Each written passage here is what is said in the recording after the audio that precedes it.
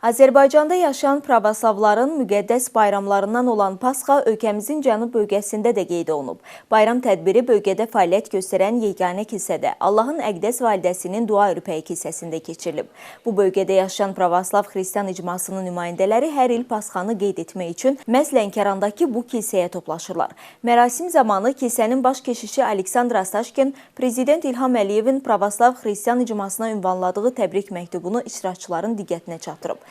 Cənub bölgəsində yaşayan pravoslavlar kilsədə dini ayinləri yerinə yetirib, müqəddəs dini nəğmələri dinləyib, şamlar yandırıb, dövlətimizin və xalqımızın əminamanlığı üçün dualar ediblər. Baş keşiş Aleksandr Astaşkin bayram tədbirinə toplaşanlara kuliç və boyanmış yumurtalar təqdim edib. Kilsənin həyətində paklıq və təmizlik rəmzi olan müqəddəs su bayram şirniyyatlarının üzərinə səpilib. Mərasim boyu pravoslav xristian icmasının nümayəndələri bir-birlərini təbrik edib, kilsəyə gələnləri bayram şirniyyatlarına qonaq ediblər.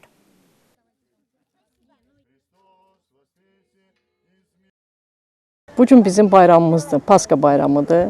Biz çox şadıq ki, bizim burada kilsəmiz var, biz gəlirik burada, bir-birimizlə görüşürük, bir-birimizə hədiyyə veririk. Çox şadıq, çox sağ olsun bizim hökumətimiz, bizim bu şəraiti yaradıb.